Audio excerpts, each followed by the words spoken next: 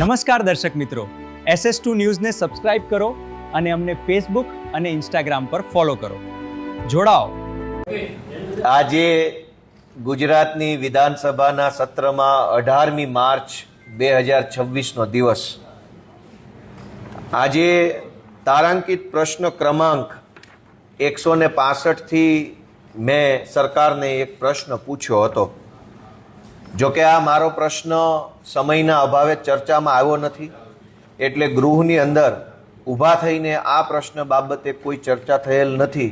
પરંતુ સરકારનો જે જવાબ આવ્યો છે એ જવાબ ઉપર ગુજરાતની જનતાનું ધ્યાન દોરવા માંગુ છું કે મેં એવો પ્રશ્ન પૂછ્યો તો હું વાંચી સંભળાવું છું કે ખેતીવાડી ઉત્પન્ન બજાર સમિતિ એટલે કે માર્કેટિંગ યાર્ડ બોટાદમાં પોતાની જણસ વેચવા આવતા ખેડૂતો સાથે જણસીના ભાવમાં ભાવફેર થાય છે તે હકીકતથી સરકાર વાકેફ છે કે કેમ?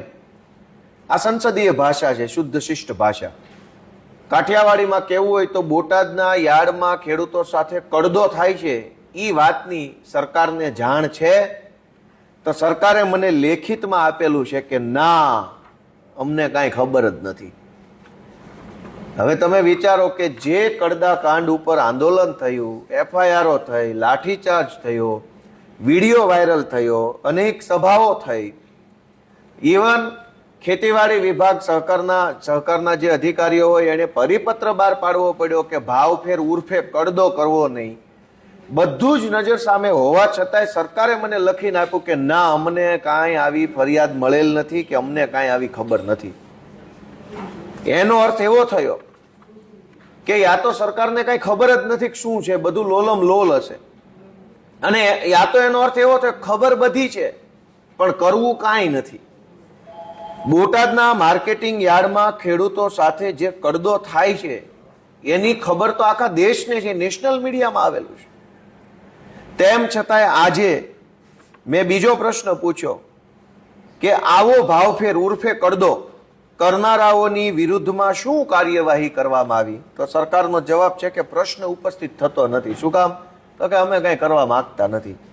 એટલે આજે અત્યંત દુઃખ દુર્ભાગ્ય સાથે કહેવું પડે કે બોટાદના માર્કેટિંગ યાર્ડમાં થયેલા કડદા બાબતે સરકારને કાંઈ ખબર નથી, કોઈ ફરિયાદ માહિતી કાંઈ છે જ નહીં.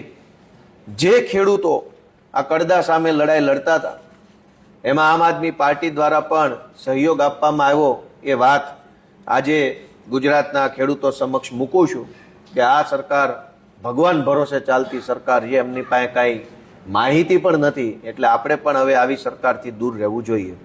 Thank you.